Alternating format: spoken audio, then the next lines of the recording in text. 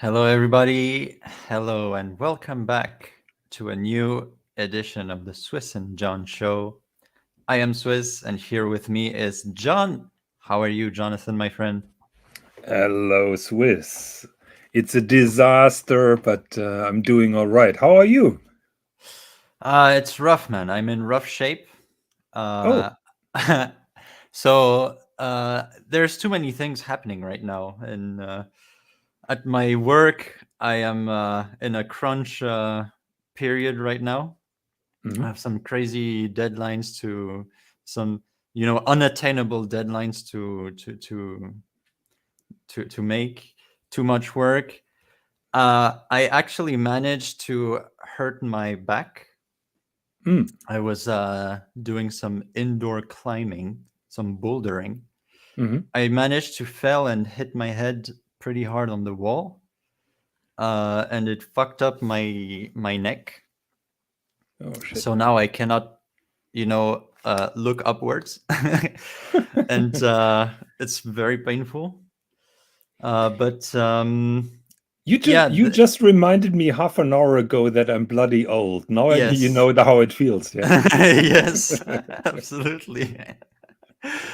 um, Also, the disaster from this morning, because Mhm. I was in line. I waited like 3 hours, Oh, and that fucked up the lower part of my back because of okay. just staying in line for 3 hours. That wasn't good. Other than that, I'm pretty good, and I'm very excited for the near future. I can tell you what you went through is nothing compared to what where I've been through, because in the aftermath of the last show, I received a complaint. I've been immediately contacted by our beloved ER. Hmm. So, yeah, we've been talking about Piaget, and I had the arrogance and the face to criticize this particular watch, criticizing Piaget for being stuck in the 60s still. I remember that you've not been so negative about it. No, I think this watch is very beautiful, very well made, and it is. It looks modern, to be honest. I wouldn't say that this is an outdated design. Well, ER totally loves it, and she made that clear.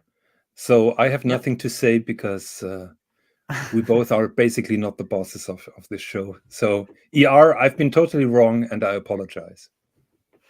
So, just to show you why I love this watch, it is not so much for the movement that's Be inside, careful what you say. Be careful. which Be careful. usually it is, but I think this watch for just to give you an idea, I think this watch is fucking beautiful, and for a woman, especially like a middle-aged to older woman, it is absolutely beautiful. I mean, look at that.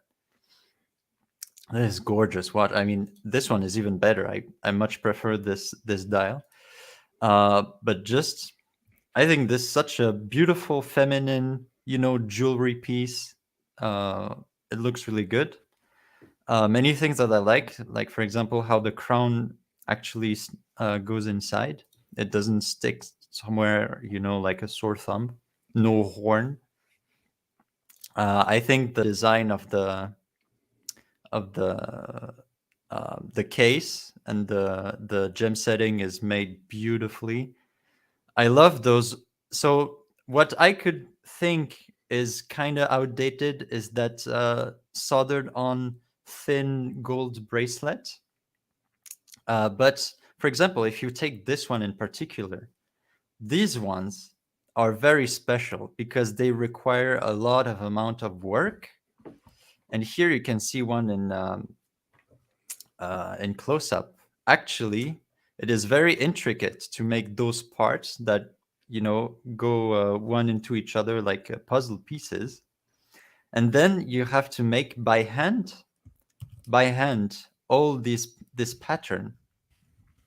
So you can see down there. Actually, I think there is two. two dying arts in horology.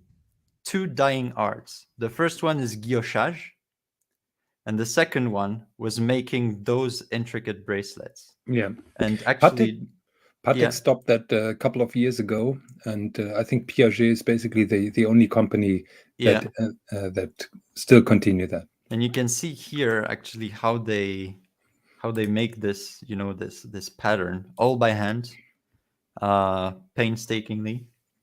But in my opinion, the result is just absolutely beautiful. And therefore, I think this is absolutely awesome. And, some people say, oh, but it's a woman's watch. Yeah, so what? It's a beautiful woman's watch. There we go.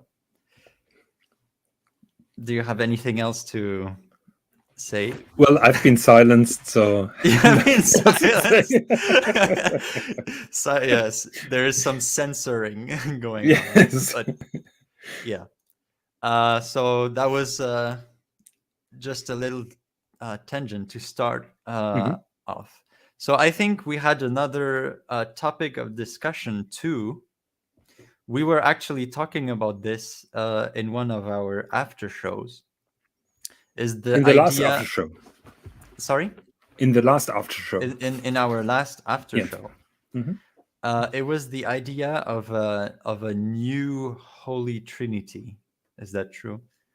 Yes. So basically, I tried to make a point that traditional watchmaking is an interesting field, but modern technology, just like computer design and all those modern machine parks that some of the companies have, new technology allows companies to put out watches that were unthinkable 30 years ago. Yeah. So, in my opinion, the Holy Trinity, Vacheron, Patek Philippe, and AP are basically a thing of the past, because there are many outstanding brands out there who surpass those luxury brands, those Trinity brands, with technology, with amazing watchmaking. And the question came up. So what is the actual Holy Trinity in our eyes when we are just talking about watchmaking, just about horology? We are not talking about marketing or value retention or anything. We're just talking about art in watchmaking. Mm-hmm. So, in my opinion, you're asking for my opinion? Yes, please. Yeah. So first of all, they would all be independents. I would say number one, Greubel Forsey, in my opinion.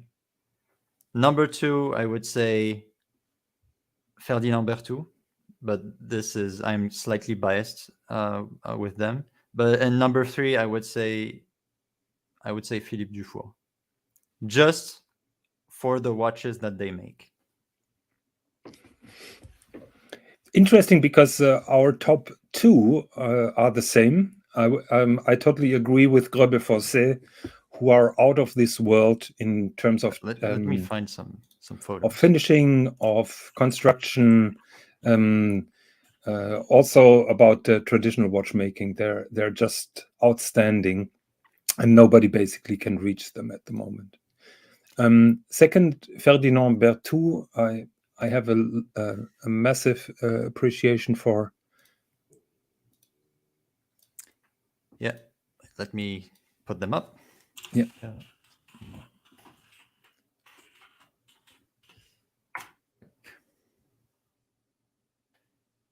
Please choose a round one, because that octagonal is not really pretty. Wait, I should specify it. So Ferdinand Berthoud unfortunately makes two different case shapes, and the round one is much nicer than the other one. Just have a look at that movement here. Fusée chaîne at best. This is incredible. Yeah. And oh my God. JJ said, my Holy Trinity is Lange, Lange, Lange. No, JJ, Lange is not even in the Holy Trinity in my ranking when we're talking about that. The number 3 spot, I have a difficult decision to make. I would say it is Marco Lang, who does outstanding movement work. So he would be my third choice. Oh yeah. Interesting third choice. Greubel, Forsey, Dabon, Balancier, or quadruple tourbillon, which is also nice. So do you know that shock indicator that he builds in? No. Can you make that movement a little bit bigger? That one on the right, yeah. The movement, yeah.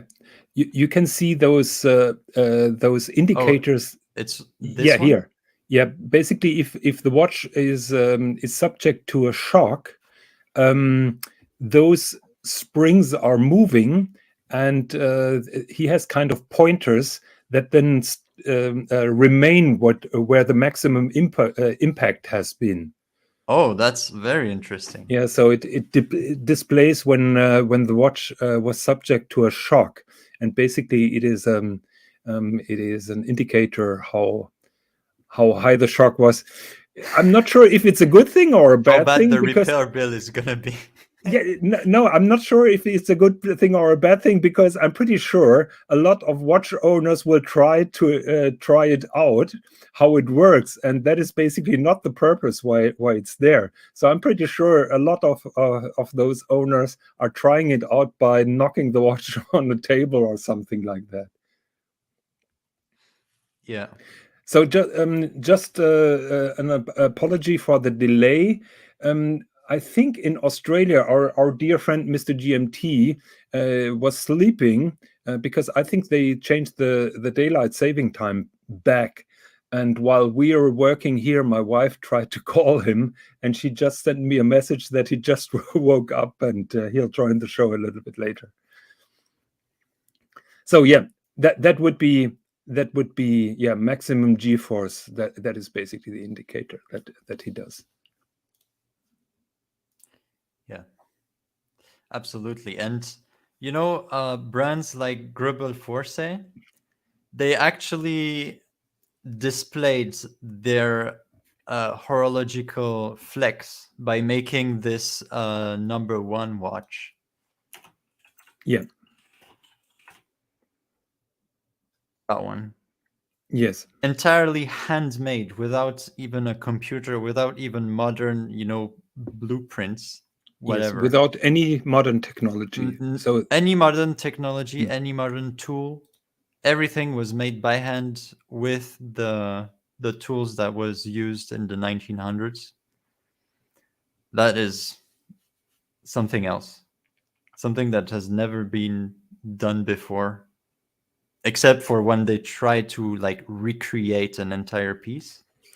What I find remarkable, they started as a one-off, and now their webpage says they're producing 2 to 3 units per year of this particular watch.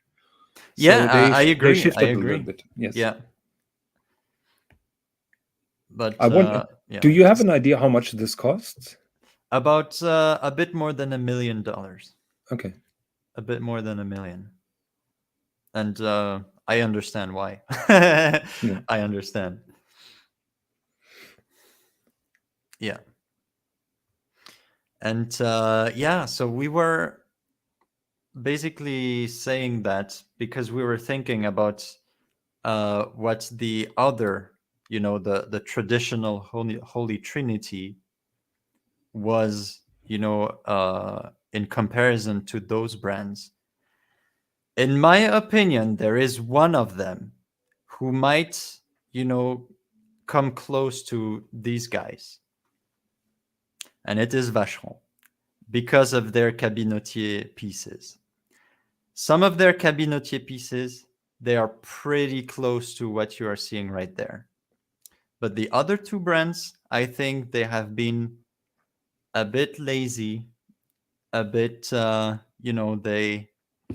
they didn't really innovate, and they didn't pursue, they didn't push further They just stood their ground. We are making that, and they don't strive to become better. In my opinion, I think. I might be Some wrong, but this is the impression I get from them. someone made the argument that the super high complicated pieces from Patek Philippe, we're talking minute repeater and so on, are also on this kind of quality level, and I wouldn't disagree.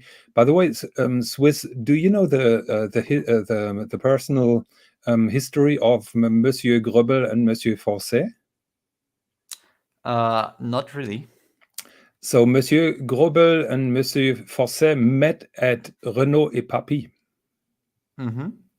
And one day they decided to make their own thing. So it's basically a little bit like the Swis and Jon show. You know, we were working for someone else and then decided to make something and go out and make the best watch show in the world. So Renault et Papy, for those who don't know, it's a very respectable movement maker that was then purchased by AP, and they are making some of the most most intricate movements for AP, and also sometimes some other brands like Richard Mille and others. So very high background from them. So we have some comments here. What are our thoughts on Moritz Grossmann? The Hamatic is incredible. I agree with you. Me personally, I like the Tremblage even better. I find that Hamatic automatic a little bit over the top. I can't see the true benefit, with the exception of making it more complicated than it should be. I don't care. It's so fucking beautiful. Look at that. Holy shit. I want that. Oh my God. I want that so bad. It's so fucking beautiful. And it's not only a hammer. So basically the hammer engages on the top. So yeah. I love it. Oh, beautiful. Quite nice. Yeah, I love Moritz Grossmann. I think their movements, but I also absolutely love the design of their watches. You know, look at, oh, fuck a block to watch, man. Look at that, for example. Yeah. Very classic, very sober, very... And look at those hands. Yeah. Can you, those hands are so thin, so beautiful, so elegant. I love it. Yeah, we've been talking about that. I'm wearing. So it's totally my kind of watch. This is my kind of watch right there. But I'm sorry, Swis, this Moritz Grossmann is on a total different level. Would you agree? What, this one? Yeah. Yeah, it is on a total different level. But I was talking about the design of the dial. Yeah. Also, the design of the dial is better than on your version. And, I'm sorry. Very, very high-end brand. Yeah. Also, you can see they make some crazy tourbillon, and they also have some very interesting, technological quirks, like this little button thing that we discussed a few times already. Yep. To set the time properly. What I like is they are also very approachable. So I had a couple of conversations with the CEO, Christine Hutter, which is not the normal case. Look at that movement. Yep. That is beautiful. That is really nice. Yeah. Is there other comments or questions? Yes, we have one comment here. Greubel is a cool guy, but that Forsey is a real prick from original OC. He's watching too many interviews, I guess. We also have here AK Dave, please no MoonSwatch, my head hurts. Well, I apologize, but the next topic is around the corner. So well, it's not around the watch itself. It's around what happened with the release, but we won't talk too much about it, I guess. Marco says he doesn't like the Ferdinand Berthoud design. You know, but Can we ban him for that? It is subjective. I happen to love them. It's totally valid, for someone to say I just don't like the design of the watch, but you cannot ignore the craftsmanship and work that have been carried out in the movement and in the design and in everything, because they are masterpieces. And I think the one that I was showing, this one, it is $120,000. Yeah, Worth every penny. worth every penny. Yeah. Yeah, I think Greubel Forsey also is around that price, or is it even around? No, Greubel Forsey, as far as I know, they start at 200,000. Oh, they start at 200. That is their balancier watch. Which I think that's the Hamatic is around 60. I think 50 or 60. Yes, 50 or 60. This one is a good bargain, I would say. I love it, man. I love it. And the Tremblage one was 30. Let me show you. It actually was 36. It was 30 without taxes. 31. I need a good photo, please. There.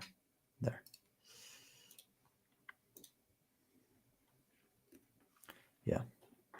That is something else. That is beautiful. Yeah. Love it.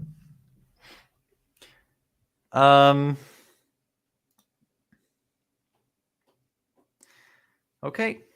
So is there what do you think about what I said before about the other 3 brands not making an effort to I totally agree.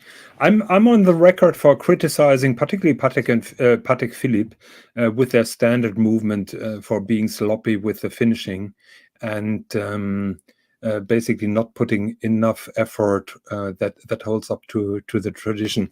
I'm on the record saying below 100,000 US, Patek Philippe is not really part of the Holy Trinity anymore, unfortunately. Okay. Marco is ranting about the Tremblage dial, so maybe that is a reason. Horrible. That is a reason to cancel a friendship.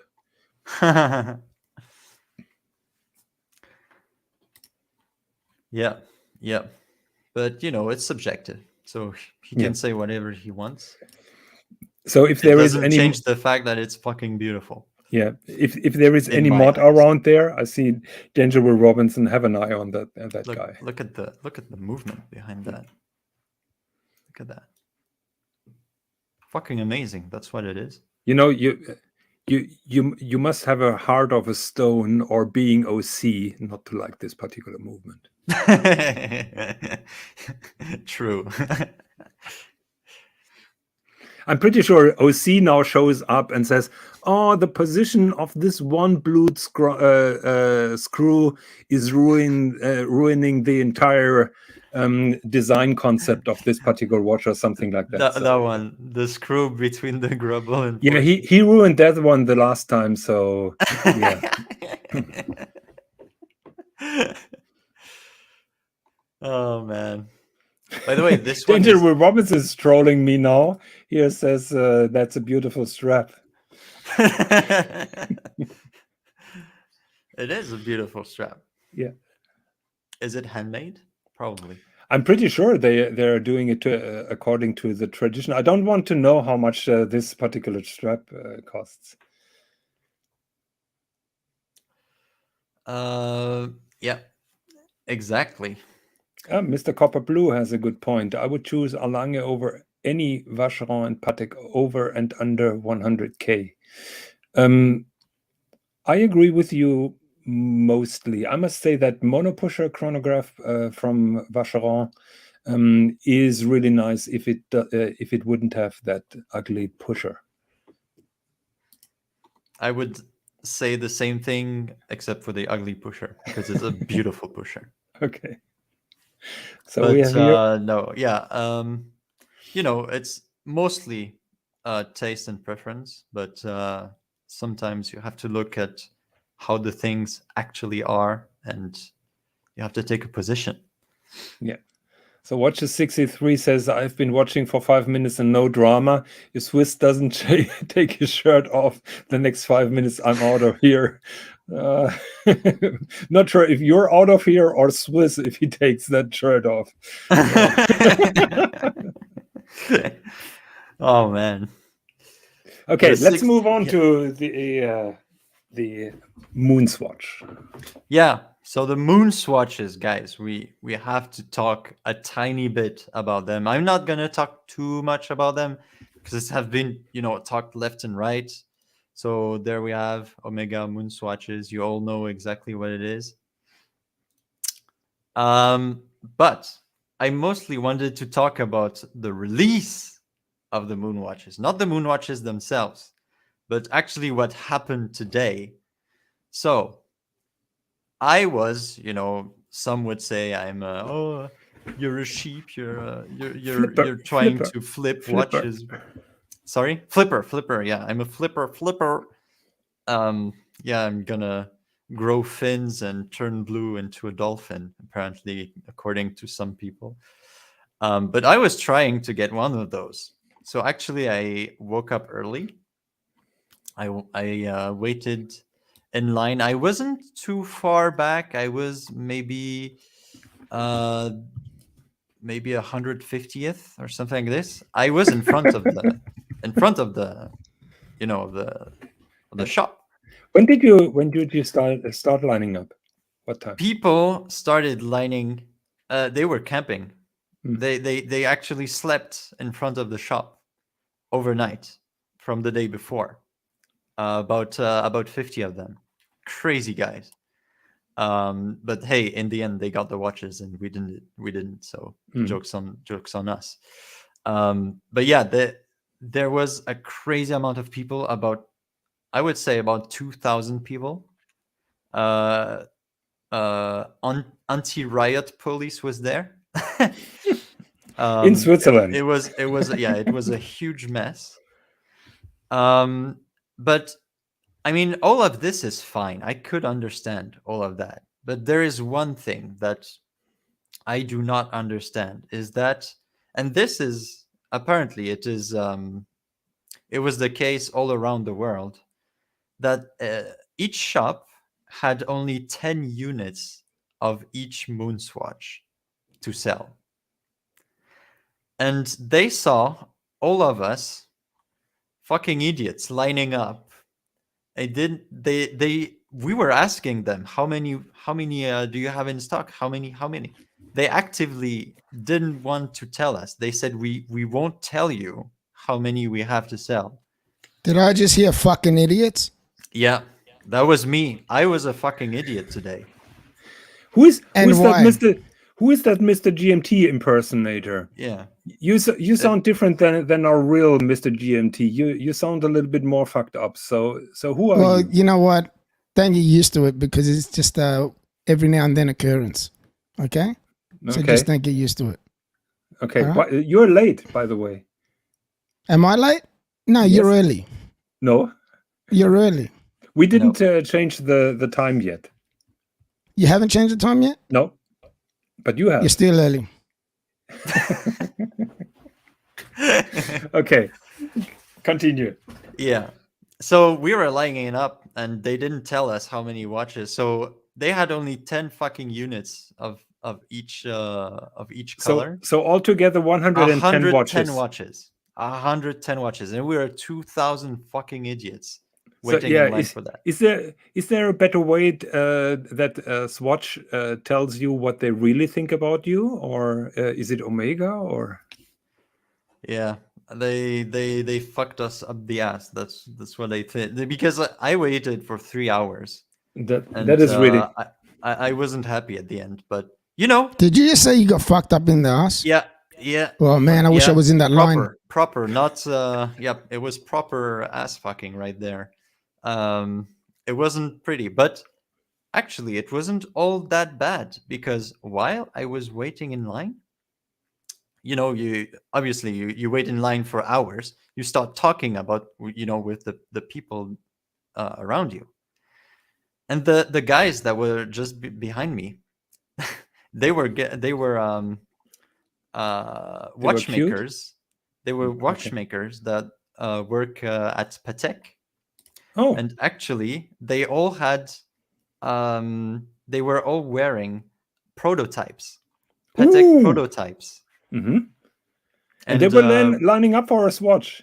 Yeah, they were lining out, and they got fucked up in the ass just like I did. So, were they hot? Sorry, were they hot? Man, next time you decide to line up in line and you know you're gonna get fucked up in the ass, please invite me. Yeah, true. But yeah, so within these a few hours, we talked long and large about Patek and other brands and watches and wonders that is coming out, because let's not forget that in less than a week there is watches and wonders, and that's gonna be another can of worms. But they had those beautiful Patek prototypes. One of them was a watch that I didn't even recognize. I couldn't tell what it was, and he wouldn't tell me, what's the what it was, because it was something that would come not this year but next year. The other one had a world time prototype, so it's kind of funny because it looked really nice, but it was missing the dial. It had no dial. The world time, you had the centerpiece, either guilloche or enamel. Yeah, but it was just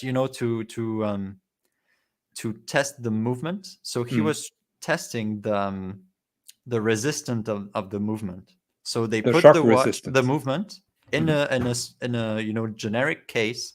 And the guy, literally, his job is to wear the watch, banging everywhere, just fuck the watch up every way that possible. would be a job for Mr. GMT, actually. Yeah. For me too, actually. And it is really, Listen, I'm confused. What's going on? Someone's banging somebody. Somebody else wants to bang somebody else. I don't know what's happening here. I'm confused because Swis was talking about girls behind him, and now he said he was wearing a world time. So I'm not sure if that story really adds up. No, it was men, all men. It was men. Okay. Yes. I thought it was. I never said girl. It was girls. I was under the impression it was girls. No. Okay. No. Proper men watchmakers. Hey, boys, just remember, boys. Doesn't matter if it's a girl or a boy, every hole's a goal. Just remember. Every hole's a goal. Please, that's GMT, the main. Please. That's Mr. GMT's motto. Every hole's a goal. Okay. Yeah. So yes, but I agree with you. I had a terrible morning, but in the end it was not so bad. And actually, I'm gonna meet these guys again for a beer after Watches and Wonders. So. It's not all bad. The OC suggested that with that low number of watches, they should have supplied wristbands, numbered wristbands from 1 to 110. So this is the video that I shot from Hamburg, the line that was really long, and I decided not to line up. By the way, you could see the beautiful lake in the center of the city, and now we are approaching Town Hall. So this is Hamburg. On the left. Yeah, that is Hamburg. Let me tell you once Can I tell you more, something? There's a lot of dumb fucks out there. Let me tell you once more. They only had 110 pieces. Yeah. Look at all these people. So now you see the beautiful Town Hall of Hamburg approaching on the left. And basically, people are lining in front of the town hall, and then there is another little. Can I just say something quickly? Detour. There's a lot of holes there. Okay. Yeah. So I'm surprised how beautiful the line was, because yes, it wasn't the case everywhere. So the Dubai expat has a very nice video about this. and here is somewhere in Asia, and it feels just like what's it called, Black Friday. Look at this. That is crazy. Look at this for a swatch. Oh my god. Yeah, and Turtle Knight makes a very good point. I think Swatch wanted the massive lines. Exactly. Yes, and this is why I'm kind of pissed off. Do you know what I call this? Because we were do you know what I asking call this? them. I call Sorry? it a big fucking orgy. Okay.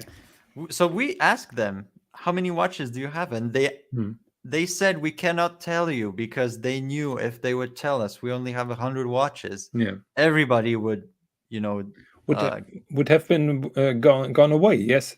So, but basically, they used the masses as sheep to produce some headlines, and that is really annoying.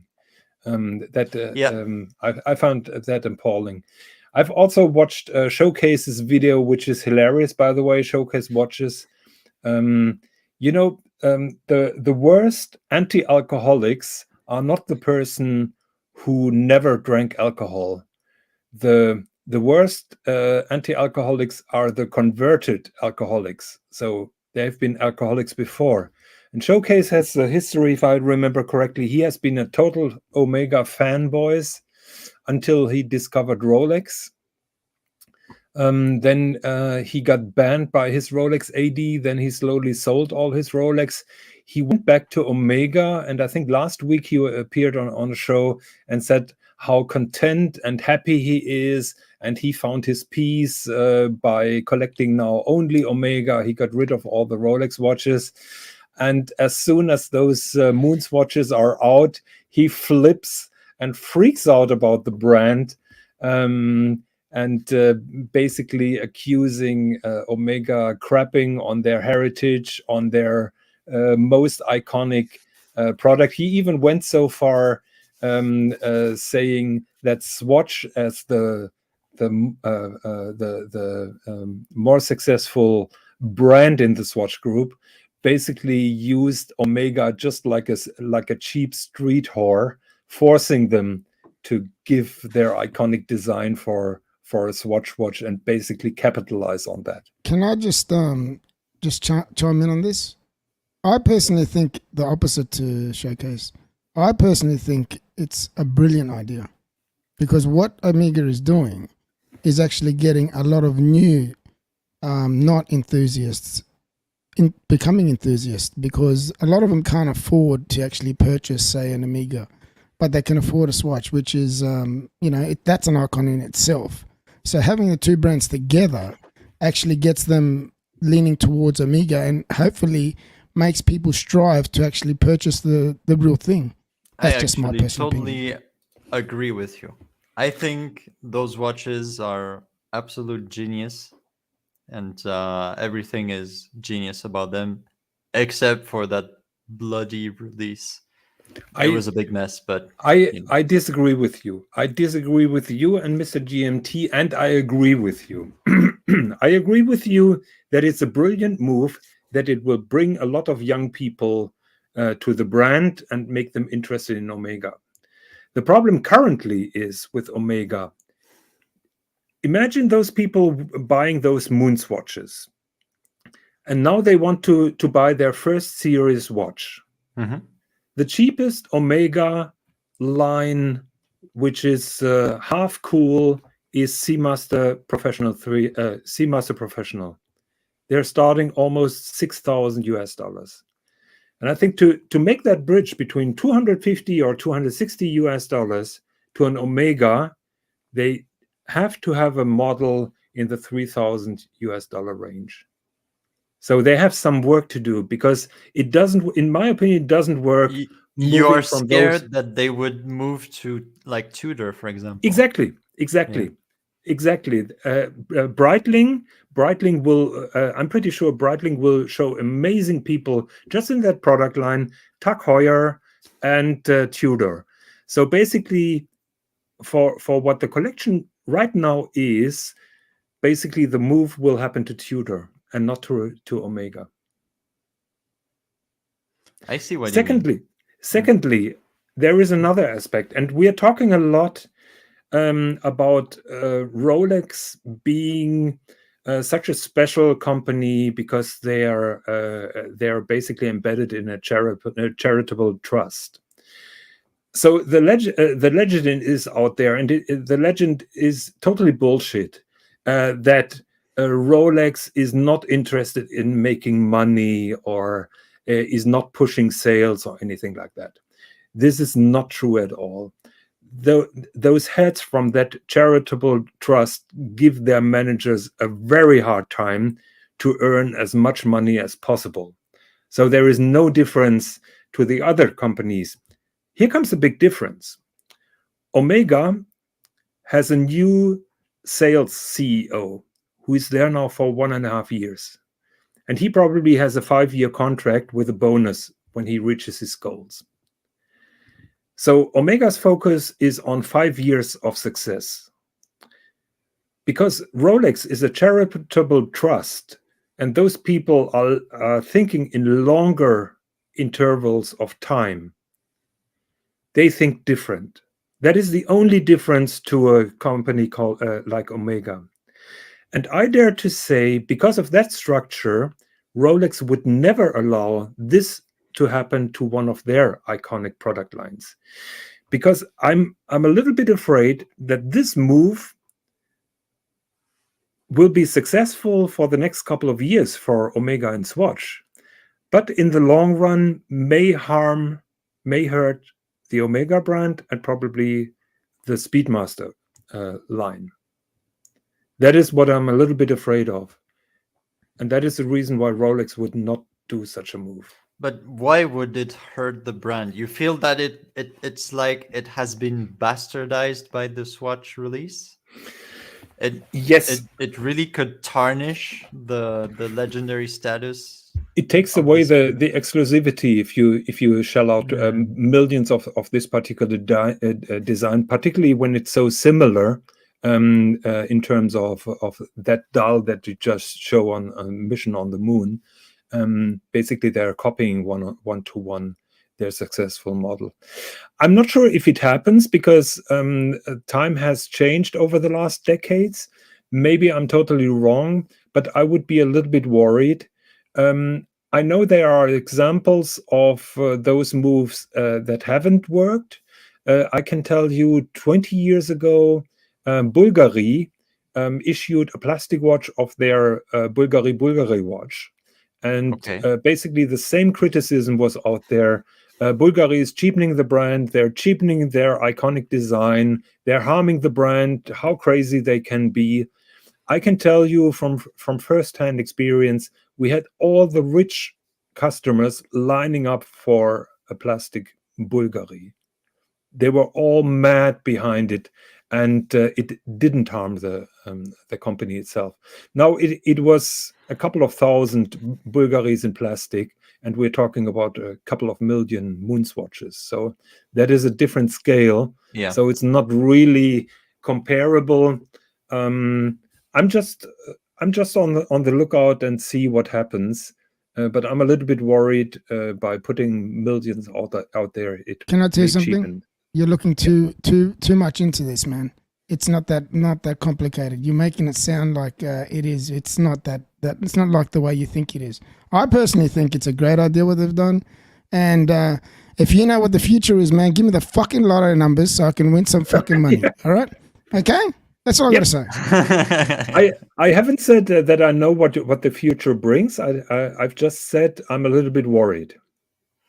Look, someone's asking, Dave Corey, the central question is the MoonWatch a Speedmaster? Would your opinion of this change if this had not been the Swatch Omega collab, but an Omega release of the exact same watch? I think it's not a Speedmaster. It's Swatchified. It's a MoonSwatch, Swatchified Speedmaster. It has nothing to do with the MoonWatch, except for the design. Yeah. They just took the design and made a quartz watch out of it. It has nothing to do with the MoonWatch except for the design.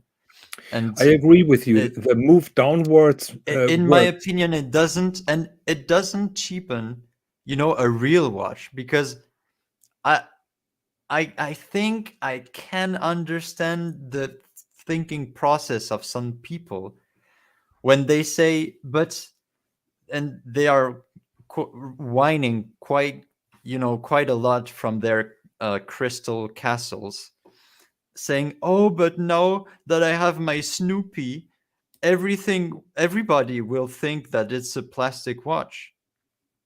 And I'm asking them, why did you buy that fucking watch in the first place? Did you buy it for you, or did you buy it for, other people to be jealous of you having the watch? Or because it's The rare. watch on your hand, you have the Snoopy, the 321, or even the standard Moon watch. Can I tell you something? Swiss, Yes. you're right on the money, man. All I've Yeah. got to say is, man, this. Exactly.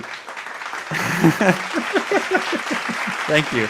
Because in their head, because of this release, their watch magically just turned into plastic, which is absolutely not the case. And I mean, it is not, Joe Random who just throws this, because he's unhappy. I heard many people in the chat rooms arguing about this. To me, I think I remember GS Superman who brought up this exact argument, and he was saying, "Oh, but Swiss, you wouldn't say the same thing if it was Vacheron collaborating with Baume & Mercier to make Vacheron cross Baume & Mercier crappy dress watch." I wouldn't give a shit. If I like the watch, I would buy it. If I don't like the watch, I wouldn't buy it. It doesn't change the fact that I have a kick-ass Vacheron on my hand right now, and I love it. And it doesn't change anything about me loving this watch. And I don't, but I guess Swiss, I'm not thinking like everybody else. exactly. You have a problem, because with guys like you, the luxury watch field would not sell enough watches.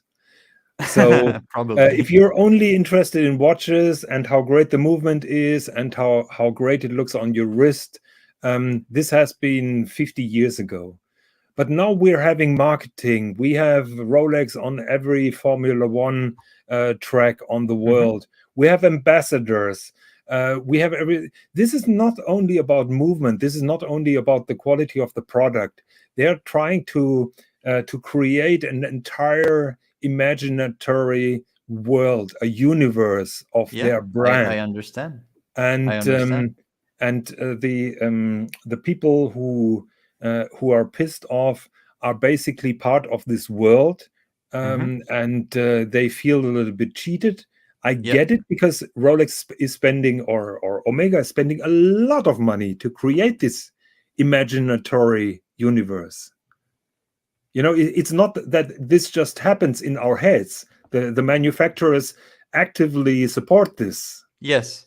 They take you into this world, into this universe, and now they're dropping you off and say, "Hey, we can't make it in plastic as well."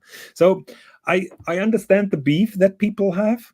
In an ideal world, I would agree with you. Only the product on your wrist counts, and it doesn't make it any less valuable or more. But modern luxury doesn't work like that. Is it Hermes who are not producing enough Kelly bags to supply the market?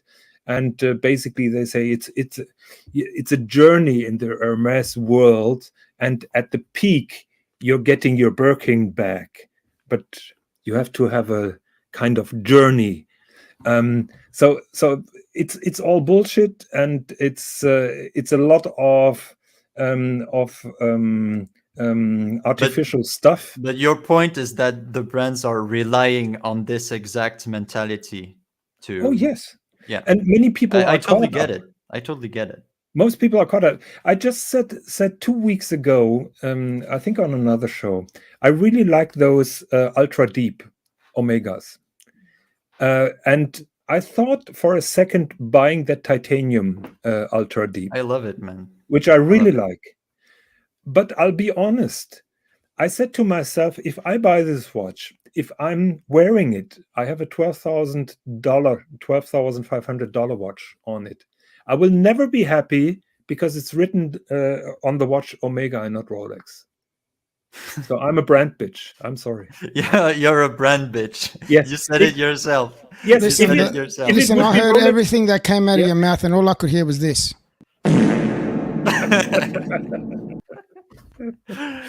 Yeah, Dave Corey, once again, okay, let's say Vacheron releases that exact watch on your wrist tomorrow, but for 500 euro. I know it's hypothetical, but let's say, would that not affect exact same with the movement, decorated movement, hands, dial, everything in gold for 500 euros? Give it to me, please. I would get 10 of these in every color variation ever possible. You wouldn't be pissed that you paid tenfold a couple of years ago? No. Okay. No, I would, but wait, let's go back. I would be pissed that I paid tenfold, years ago, but I wouldn't be pissed that this watch is now available for 500 euro. If you see what I'm saying, I would be pissed for me purchasing it before. But yeah, please. More people should be able to buy something such as awesome as this, no problem at all. The captain, Swiss says he's okay with an homage VC knowing it will never happen. I think nobody would have predicted a Swatch cross Omega collab. Right? Or did many people see this coming? I never thought we would ever see a Swatch, a MoonSwatch, until 3 days ago. Yeah. To be honest, I'm not surprised. When I saw it, I wasn't surprised at all. I was not surprised. A Missing Frédéric history. Constant plastic overseas blue. Would that hurt VC? I don't think so. Because you have the option. Either you buy the cheap plastic one, or you buy the awesome steel one with the awesome movement inside. You choose. I choose to like the awesome watch, and I wouldn't hesitate to put more money to get the awesome watch. I had the choice to either buy this beautiful Vacheron or get the same watch from a cheaper brand. That looks exactly the same, 3-hand, petite seconde, maybe in steel to make it even cheaper. I chose myself to put more money to get this watch because I love this watch. I love what's inside of this watch. And I want it on my wrist.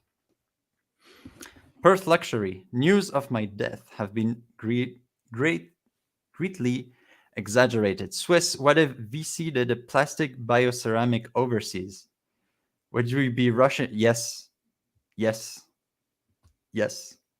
For 250 euros? Yes.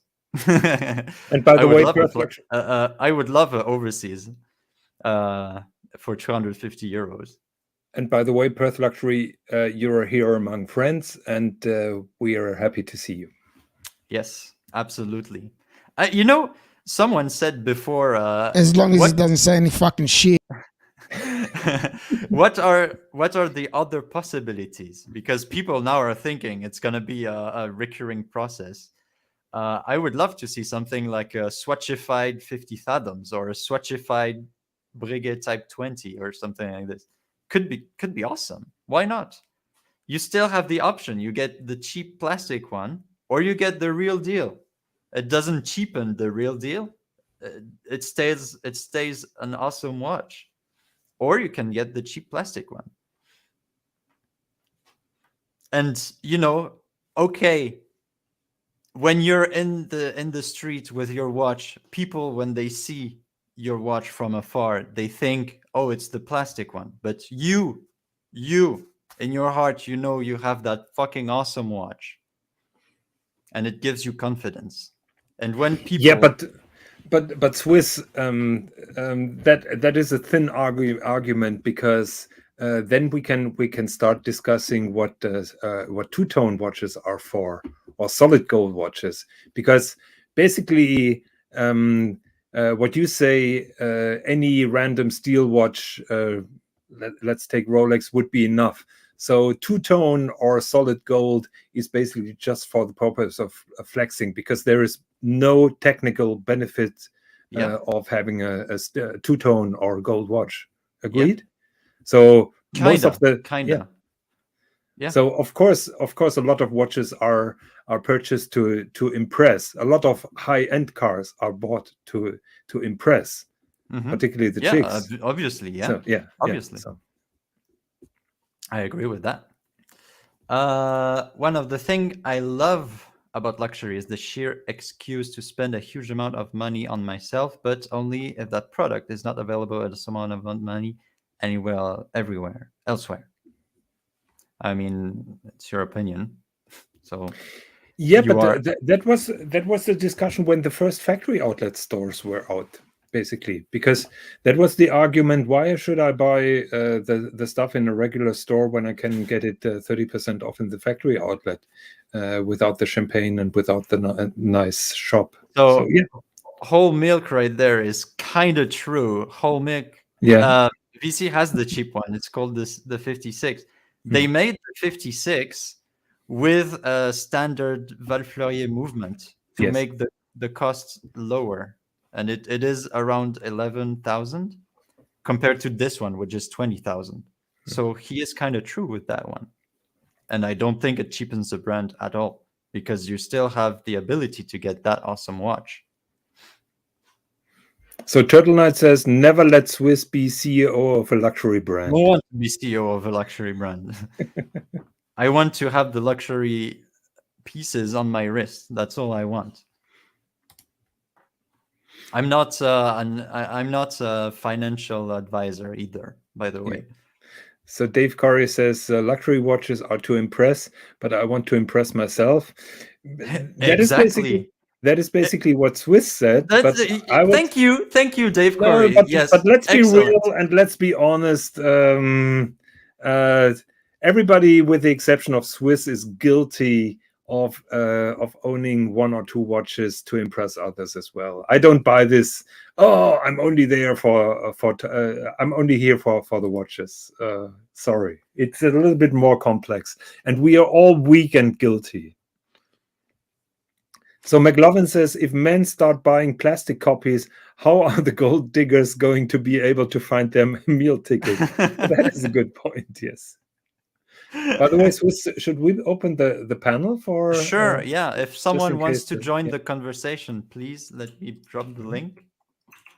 Already done. But yeah, as I was saying before, I think I am the narrow-minded one, and maybe there is something that I don't understand in other people's mind, but yeah. Next thing we know, they'll be making a Richard Mille in plastic. Can I tell you something? Wait. I don't think anyone's going to join because I don't think they agree with what you guys are saying. So, but we have totally different point of views. So how can they disagree with everything that we said? Yeah, because one's on one side and one's on the other. Yeah.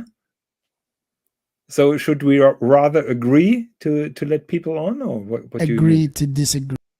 Yeah, we agree to disagree. Oh, I would love to have some people joining the conversation. If you guys from the chat want to join, the link is in the chat. Don't be shy. Yeah. Can someone just jump on and put? To get your point of view. Hey, jump on somebody just to put fucking Jonathan in his fucking place. Oh, by the way, I saw Ashin's video today, and let me share once again.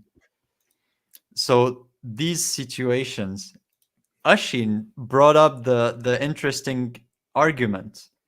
Aren't you glad that Rolex has waiting lists? Because if they did it fairly, first arrived, first served, that would be the Rolex AD every day. Yeah. It's kind of true, though. Yeah, he has a point. Actually, so I kind of like that. Why Have you am heard I the on rumor speed? that those MoonSwatches are? You know what Ashin's saying is right for it'll be a short period of time, because what happens is when you can access something, say on a regular basis, and it becomes more regular, these lines won't be there anymore, even if it is Rolex. You just remember that. Yes, at the start, yes, for a short period of time, but eventually over time, it'll be just a norm. So people will not be like this. Just remember that.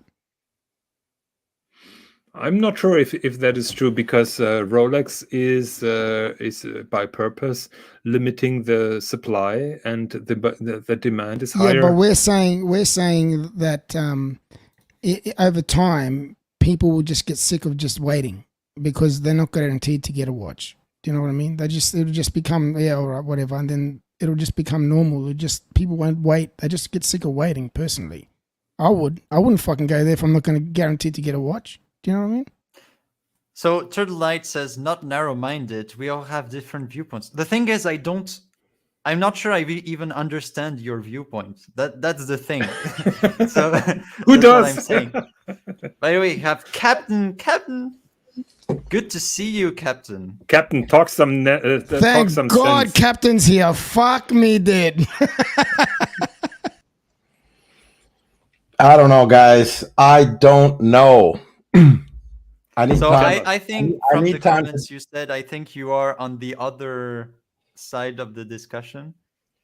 Well, You think it's a bad move from Omega and the Swatch Group? the jury is out. The jury is out.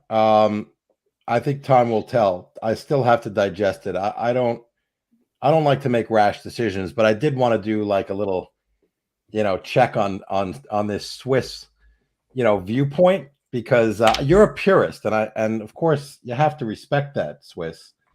But there are folks who I think, let's say, take Rolex, they guard their brand and their image, they defend it, and they always have, and they've built this brand image. And so brand awareness and the prestige is important. It might not be important to you, but for Omega, I'm wearing the Speedmaster in honor of the Swatch Speedy, so I wore this today. I don't feel any different. I do obviously there's a huge difference between this watch, and the Omega Swatch. So I didn't wake up and think, oh my God, like now I don't want this watch. I love this watch. In fact, I think it made me more likely, not that I was going to, get rid of it anytime soon anyway, but, I'm proud to have it. But there is, I guess the only question I have is, Swatch is going to make a boatload of money off this. They're going to sell these online. Oh, they're going to milk it. They're going to milk. That's my view. Yeah. I don't know. I don't know if that's true. I'm pretty sure they are. That's what I think. And so when you have, and it's good to get young folks, and you can get it for your kids, or you can, I'd buy one for myself. I would want an X. Why not? But the question for the Speedmaster purists who have these huge collections, and they're going to get a set as well, is, does it in the future, will it impact the Omega brand to some degree? They're still a luxury brand. They still make quality movements, quality watches. Will it have some sort of a negative impact on the brand? Or will they just get additional sales and have a pipeline of customers that they're developing? Mm-hmm. Yeah, I agree with you, Cap. It's an unknown entity at the moment, because we've never experienced anything like this before. Yeah, I think we're all trying to get our arms around it. Yeah. And I liken it to, and it's not a direct comparison at all, but the first thing that came to my mind was the Casio, from Casio, and it was so deemed the Casio, and AP has nothing to do with that watch. It's a different brand, but yet there's room in the community. Obviously, the Casio is a tremendous success, and obviously the AP Royal Oak is a tremendous success. Absolutely. The difference here is they're under the same umbrella, right?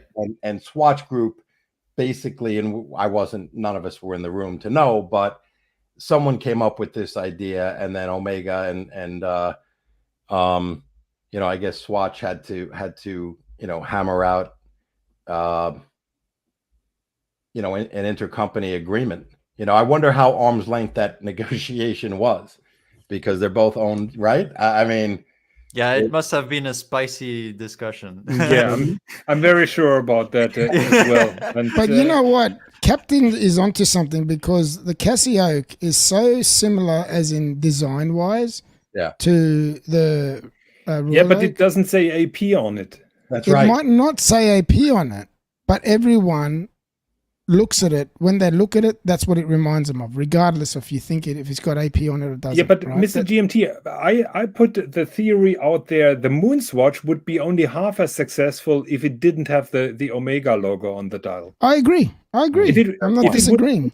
A swatch, it would be only half of the success. I agree. But can I ask you a question? Does the Casio sell out now? Does it sell out? I think people are Does- moving to the next one. Yeah, but what I'm trying to say, do they sell out when they get released? Do they get sold out? The Is the it- limited versions, yes, but the regular, I don't know. Yeah, I think you Okay. could get them. I think they're readily You available. can get them. Yeah. Okay. Well, you got to remember, these are going to become regularly available too. So anyway, what I'm trying to say is they're still very popular. All right. Regardless if it's got AP on it or it doesn't have P on it, they're very popular still, because we're talking about them right now. Okay. So they are very popular regardless if it's got the logo on it or if it doesn't have the logo on it. But people are still going. They got something that they can smash around it and not worry about. And then if they want to aspire to get a Royal Oak and they can actually get one, which is that's the hard part, to actually get one, well, they can still get one. Do you know what I mean? They can have both. They can have best of both worlds. And I believe Omega will have the same concept where they can have the best of both worlds. So if you can have one that you can beat around and not worry about it, you got it. And if you got one that you want to look after and wear it and aspire to buy one, you got it. I reckon they've got the best of both worlds there, personally. That's just me. That's what I'm going to say.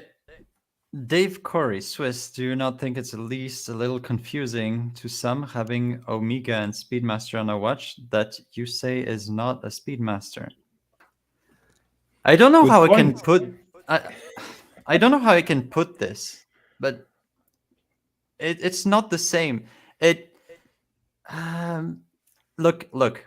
You have your Speedmaster, legendary watch, beautiful, amazing. Everybody loves it. Everybody loves the MoonWatch.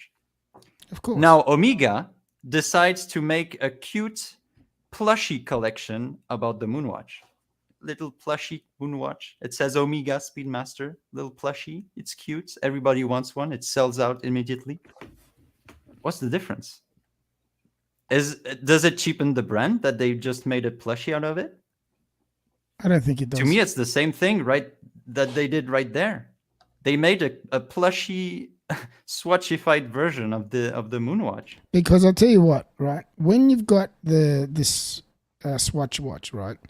It doesn't feel. It might look, but apparently when I've seen people say it's as light as always. Watches are very light. Yeah.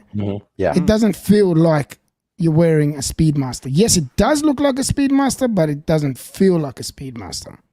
So if you want to aspire to actually have a Speedmaster, you go for a Speedmaster, and you have this as a throw around watch. You know, Yeah, I always use this analogy because I think it is, to me, the clearer one. It's like people who love Ferrari cars.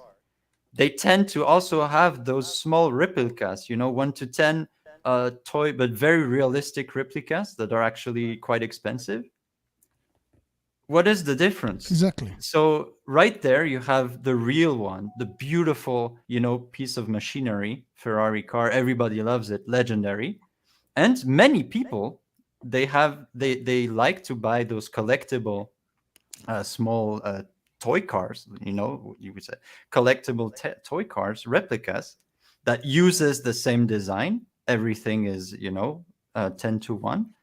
What's the difference? They can enjoy their little toy cars, and maybe one day they will be inspired to get the real one.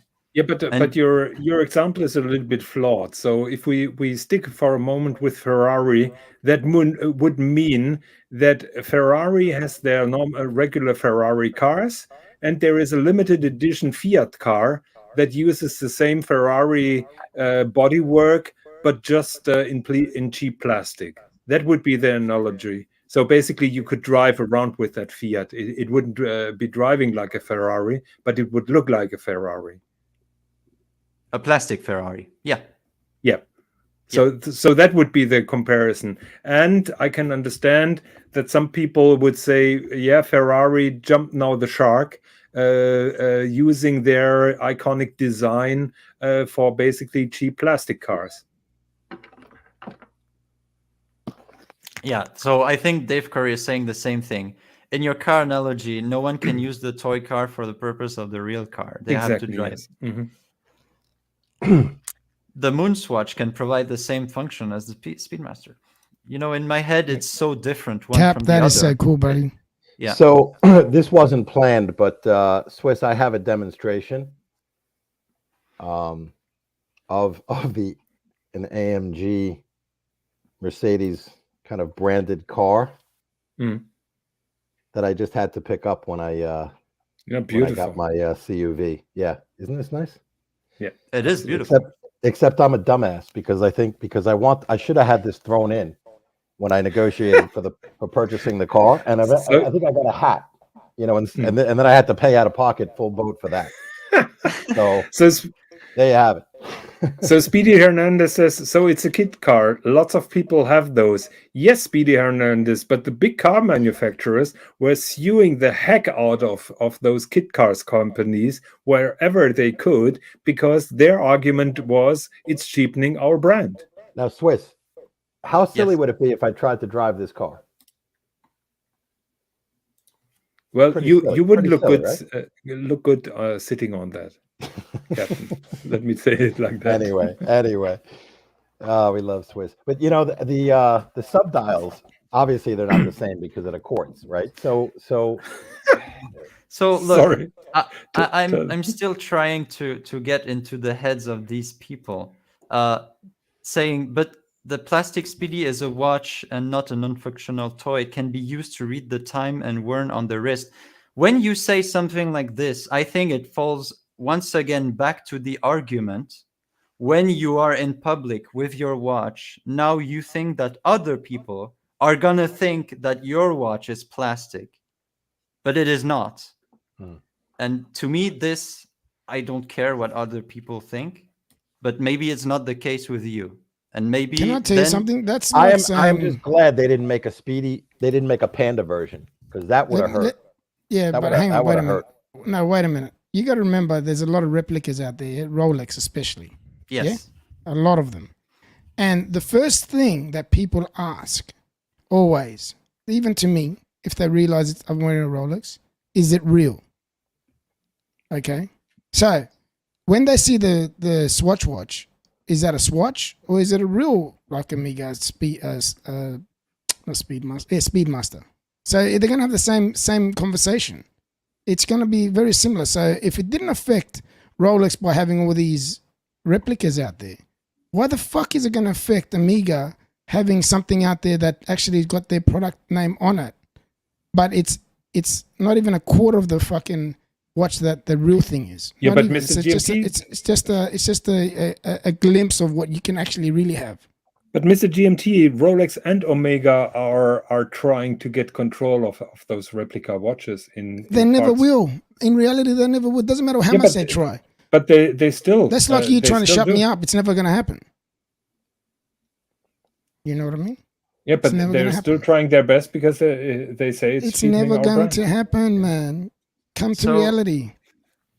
That's like trying to cheat death. It's never going to happen. Says, I don't think people care what people think about plastic. We are thinking more about the brand. Most media owners don't care it to be compared with plastic.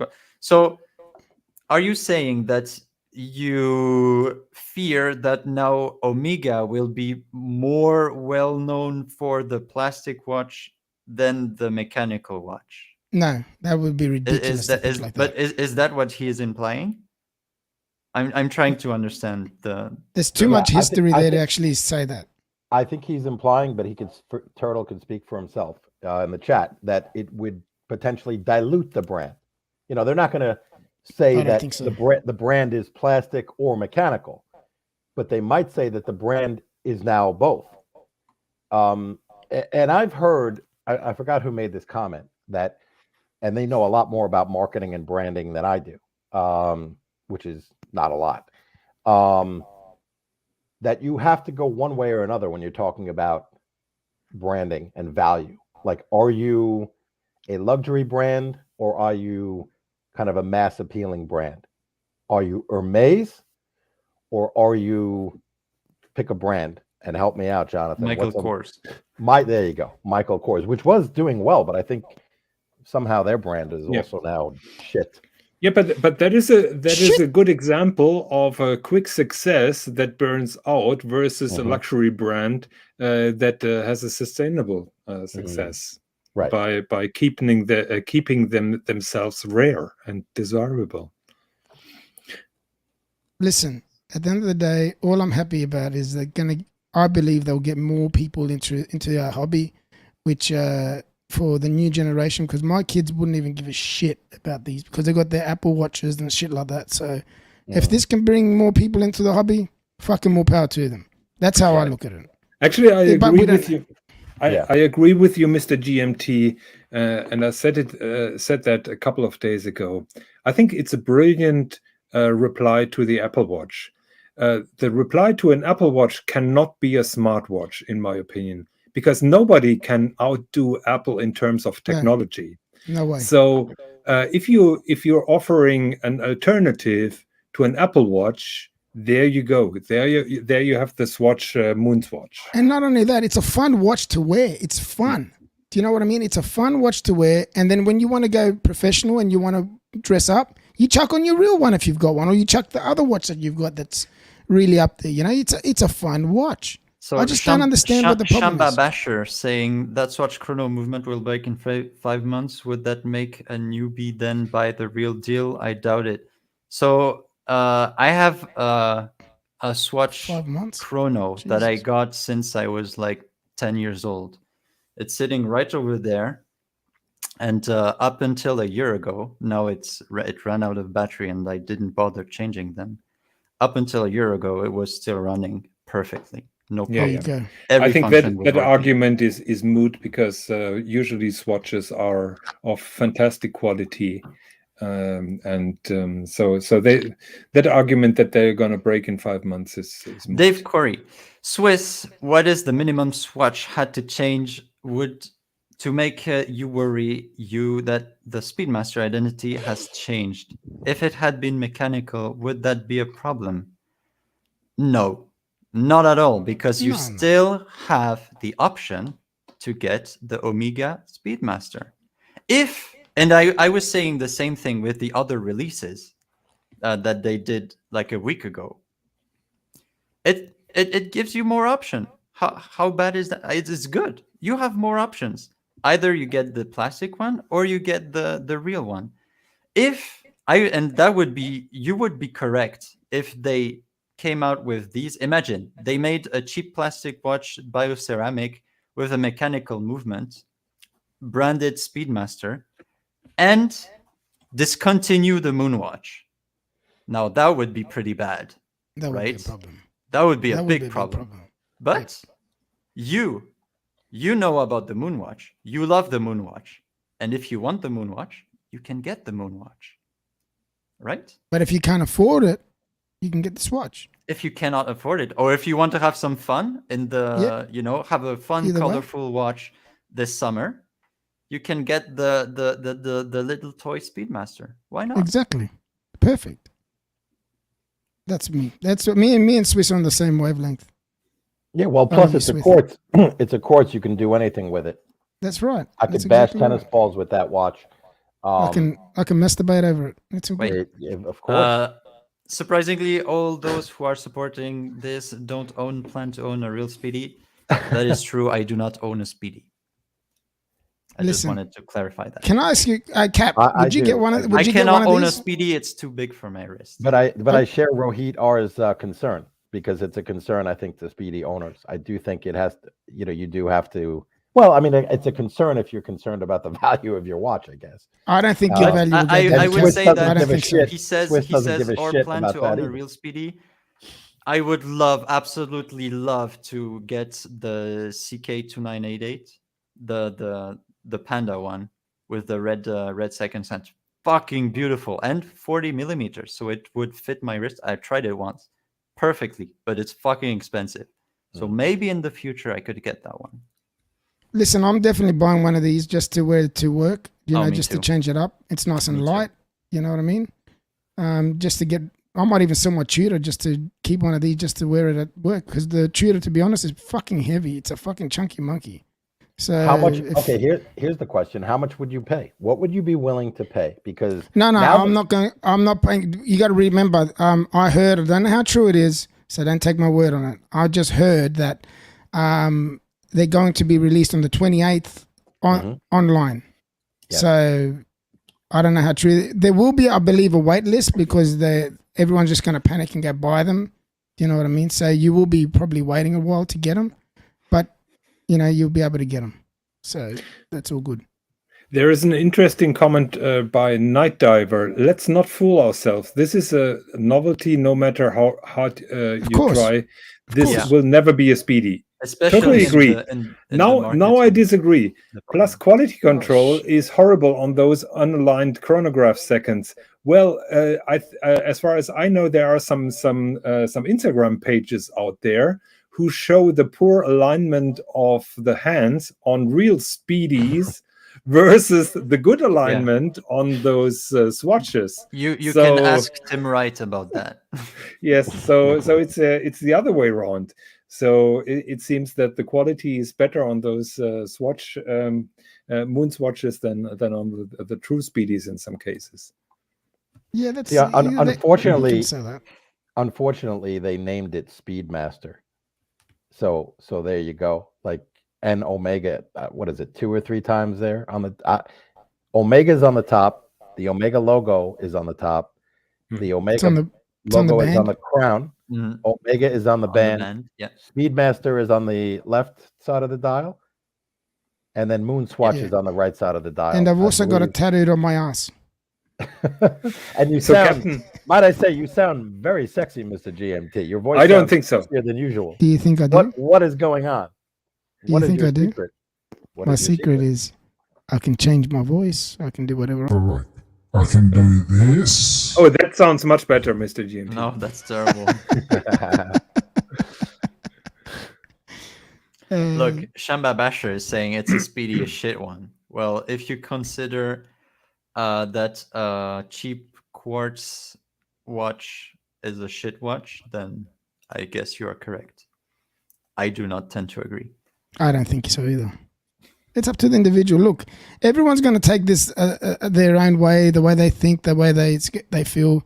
Jonathan is completely fucked up. He just is mixed up. He doesn't know if he's coming or going with this fucking conversation. But there's other people out there that will disagree with us, will agree with us. Everyone's got to take it. If anyone wants to join, they got to take it, with their own, opinion and do what they believe. But I believe that's my opinion. That it's a great thing, and to be honest, no one's ever done this before. So we are in uncharted waters. It doesn't matter what we say because it's not going to. It's not going to make a difference. It's done now. It's there. The train has left the station. So we just got to see what the outcome's going to be. So that's just the plain and simple fact. That's just it. We don't know. We're not fucking. If I was that, I'd be fucking a millionaire right now. That's for sure. It's just the fact of it. Yeah, that's it. I just like the idea. And because I'm going to go buy one. And they released it before Watches and Wonders. That was genius. That was fucking genius. So they know what they're doing. Yeah. They definitely know what they're doing. That was planned. Yeah, that was planned ahead. For sure. And I got a nice little letter from Breitling, which made me feel a little bit better that they thanked me for purchasing their super. That's what I like. See that? That's what I call customer service right there. Right there. As they say, plastic garbage. Plastic. Yeah, Captain, hang on, Captain. You've got a plastic watch, don't you? Yes. Aren't you a little bit upset having bought a Breitling quartz plastic watch for 3,000 compared to that swatch that is now 260? I'm glad you brought that up to rub. That's a great thing. Salt in the wound, Jonathan. Salt in the wound. Yeah, I think I'll tell you right now. You really know how to put someone on their ass. I don't know about concern. You know, it is what Nah, it it's is. not But a concern. I did look at the return policy until I got this thing today. So maybe they were, maybe maybe at Breitling they were sweating bullets, and they said, Yes. "We better send They this just guy a try to card." make you happy. They're doing this. But the Breitling is obviously better build quality. You know, the Super Quartz is, you know, I think a Super Quartz, right? So Swis will tell me that it's a lot better. I hope It is seems it's a actually. very solid watch. The band is solid, but here's the thing: these Speedies are going for $3,000 as well right now. There you Yep. go. Right?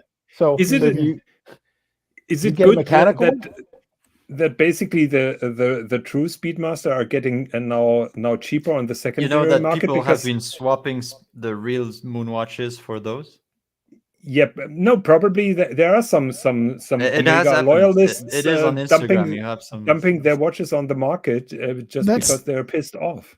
Oh, that could be the case too, but yeah, well, I don't think it's going to cheapen the brand, man. I think it's people are just looking too far into this. It's not going to cheapen the brand. No way, man.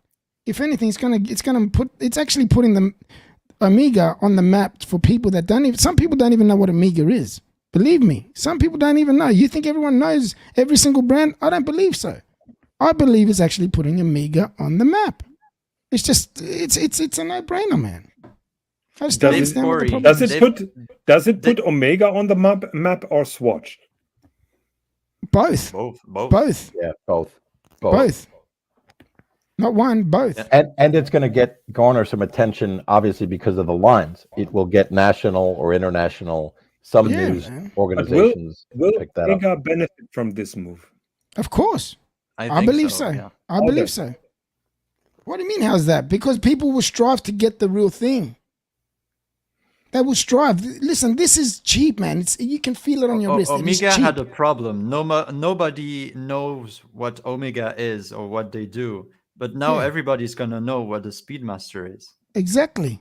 It's a Come on. yeah, Exactly. yeah. Come Wow. on, not many people who buy $6,000 watches don't know what an Omega Speedmaster is. Listen, Let's be real.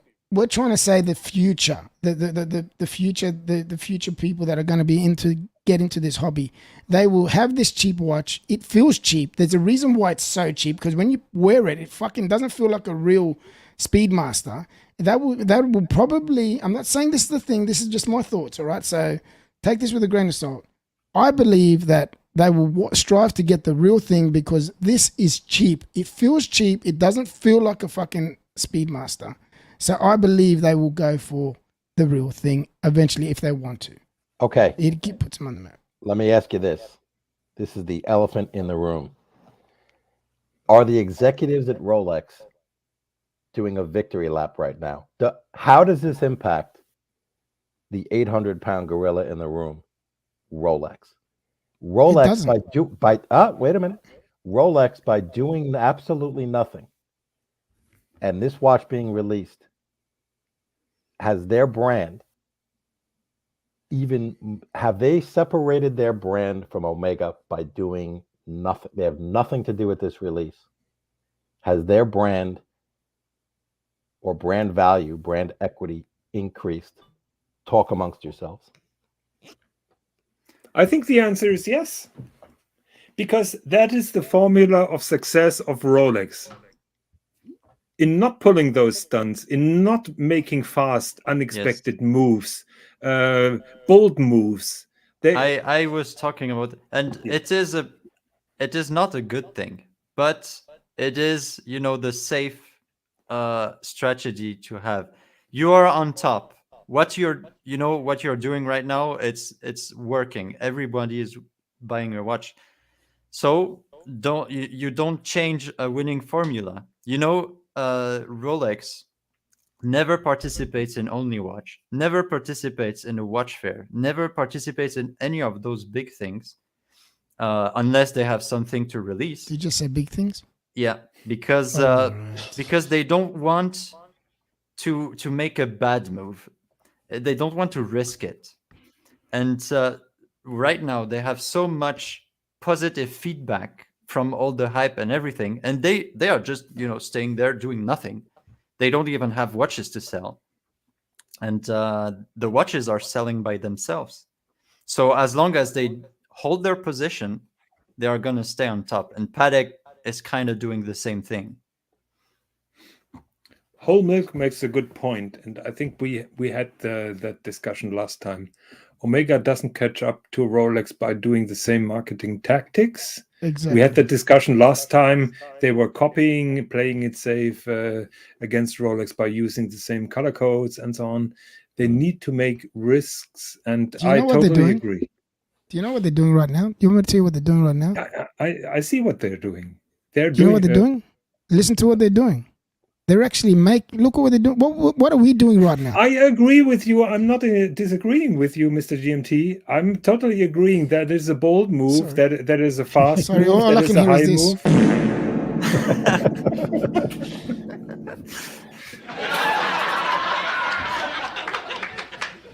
move.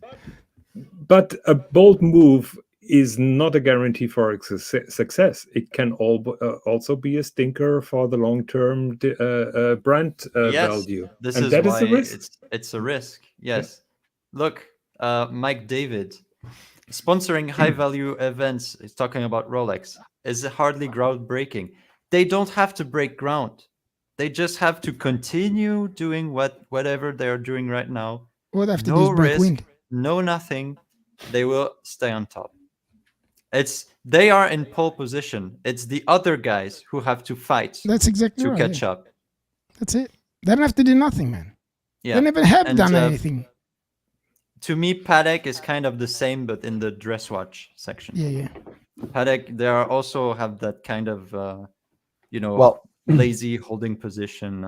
Yeah. Well, to me, it's further evidence of the distinction between independent or independently owned brands and conglomerates like Richemont, Swatch Group, LVMH. And that is independent brands. And I'm not talking about the micro brands or independent from the, high horology sense, but independently owned or family owned, or, there's no, you don't own a conglomerate, not owned by a conglomerate. And that is just control. It's just control. In saying that, boys, Swatch the one controls. Swatch has that control. I think it's brilliant. David is absolutely true, saying it is also a dangerous position, as Kodak found out. Yes. Or also, I think even better is IBM. Nokia. Absolutely. Yeah, that's a. They were killing it when they were at their peak, and now they got bought by other brands. So, yeah. Yeah, well, but I don't think that Rolex is remotely in danger. No. That was technology. That was technology. Kodak got run over by a freight train called that. All of them did by Apple. Yeah. Apple just steamrolled everybody. Yep, that's exactly right. Okay, I think with that we can roll the trailer. Swis. Yeah. Is that it? Are we finishing? Is that it? Let me just put out the link once again if anybody wants to join for the after show. I would like to thank you, everyone. Let me just bring a few comments. Dave Curry, I absolutely love the conversation that this watch has brought up. Me too, man. I love it. Yeah. It's amazing. Great conversation. Great discussion. Anything tonight. I can do to disagree with Jonathan is perfect. Thank you guys for your, for debating these release with us. It was actually very entertaining. It was wonderful. Very, you guys in the chat rock. That's eye-opening for me, at least. They're awesome. And it was awesome. So thank you to the panel members, Jonathan, Mr. GMT, Captain. Thank you. Thank you for hosting. I hope you can enjoyed. Can I just say one thing? Yes. Okay, you can set us off. Let's go. Bye, guys. Come and get it! Come and get it! Come and get it! Come and get it! Come and get it! You won't regret it in 2022 at Tip Top Snack Bar!